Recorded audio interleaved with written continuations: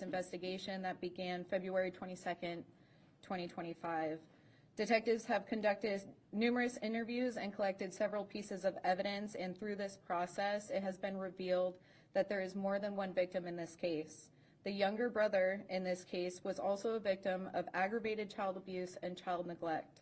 We will not go into details on what took place in the residence due to maintaining the integrity. This morning, we added additional charges on both Kimberly Mills and Andre Walker. For Kimberly Mills, she has been charged in total with the following: 2 counts of aggravated child abuse, 2 counts of child neglect, 2 counts of accessory to aggravated child abuse, 1 count of tampering with evidence. For Andre Walker, he has been charged in total with the following: 2 counts of aggravated child abuse, 2 counts of accessory to aggravated child abuse, 1 count of tampering with evidence. The 10-year-old boy remains in critical condition at the hospital. We are preparing for the worst.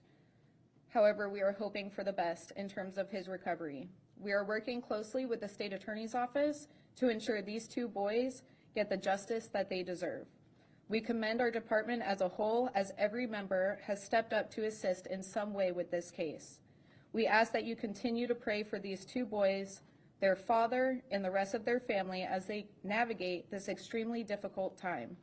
We have posted a link on our Facebook for others to donate, and we are also accepting gift card donations that will be given directly to the family. At this point, I will take any questions. Can you talk about the kind of abuse that the 9-year-old had suffered? Was it similar to the abuse that the 10-year-old had, and any details that you could share on that? I can't go into too much detail. However, we believe that they suffered very similar abuse, and that's why they were both charged, or both parties were charged with 2 counts of aggravated child abuse. Can you explain the family dynamic? Were these long-term parents? Were they recently in the picture? Do you know how long this abuse had taken place? Sure. So right now, we've determined that Kimberly Mills and Andre Walker are in a boyfriend-girlfriend relationship. We believe that it has been approximately 2 months. It's possible that it could be a little bit longer than that. Unsure of when the abuse started. However, it's leaning more towards that it was a recent period of time. So 2 months that they were dating and not sure how long the abuse had been going on? Unsure about how long the abuse has gone. However, we believe maybe about 2 months. It could be longer. We're still trying to dig further to figure that out. You said that she was very meticulous in the clothes she put on them. Explain that. So when the kids would go to school, they would wear longer sleeve shirts to cover up any marks. She ensured that they told absolutely no one. These kids were scared, and she made sure that absolutely no one would find out about it. And I was going to say, that was one of the questions I was asked. Did they go to school? They went to school. Yes, they went to school. And teachers didn't report this because? They didn't report it because they had no idea something was going on. Again, Kimberly Mills made absolute certainty, made sure that these kids were not going to tell teachers and that no one would find out. So. Was she the one that you talked about the 2 different suspects in this case. She was the one that drove this and orchestrated it, is your understanding? They both participated completely. Have they been in the care of Kimberly their entire lives, and does it seem like the abuse started when the boyfriend and her got together? So that's something that we're still trying to navigate through. I definitely believe that we'll have further information in that with time. But she was the primary caretaker for them? They lived with mom. Dad lives out of state. Can you explain the tampering with evidence charge? So we believe that whenever they left the hospital, they went back to the residence to try to do a hasty cleanup. I'm happy to say that they did a really bad job because we were able to obtain several pieces of evidence that will definitely assist our case. They said, so sad that the report said it looked like something hot had been put on the 10-year-old. Mm-hmm. Do we know what that was? They called burn marks? So we're not going to discuss any pieces of evidence that we collected. What school did the 10-year-old go to? Not disclosing that. Okay. You talked about wanting to get the justice that they deserve. Right. Working with the state attorney's office. Mm-hmm. This case is so horrific. Why has that been so important for your investigators, detectives, and I know you guys have especially seeing the circumstances here? So we all become police officers to help the community, right? As detectives, we look for convictions. We don't look just to charge someone with something. We put an entire case together to piece it together to ensure that the people that we put in jail stay in jail. This case is especially sensitive because it's kids. Don't mess with kids, period. As parents, we will make sure that we will do whatever it takes to keep our children safe, but because we're also parents, any other child, we will try to do our best to keep them safe, and that's our job. Did you say that she's a registered nurse? Yes, we discovered that she's also a registered nurse. We have not been able to figure out exactly where she works, or if she is still currently working as a registered nurse. I'm just, this is blowing everyone's minds. Mhm. Where possible were they coming from? A mother participating in this kind of abuse, allowing her boyfriend to do this kind of, just your thoughts. My thoughts, I can't quite piece it together. Again, as a mother and a decent human being, I would like to think, no one can piece that part together.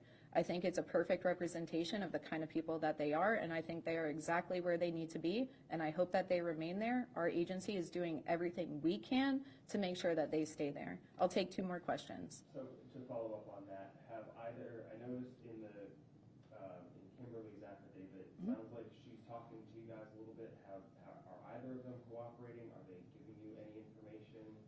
Neither of them are cooperating. They both opted to not speak with us. Do you find it unusual for, these kids are 9 and 10, she's only been with this guy for 2 months. That's pretty severe treatment over those 2 months.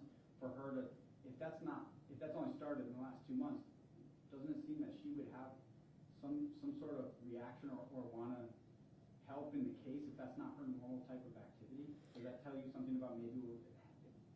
You would think that any mother would not allow that kind of activity, so who knows, maybe this occurred before he was in the picture. That's something that we're going to discover, I think, throughout our investigation, but I think it also clears a really perfect picture of the kind of person that she is. No mother would allow this to happen. May I ask a question of both of you?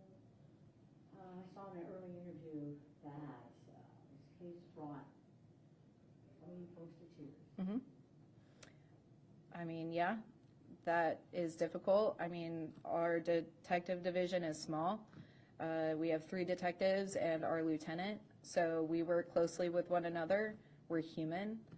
And unfortunately, I had a moment, and it happened to be in front of all the cameras. Not my shining moment, but I mean, I think it's a perfect representation for absolutely everyone to see that us police officers are human.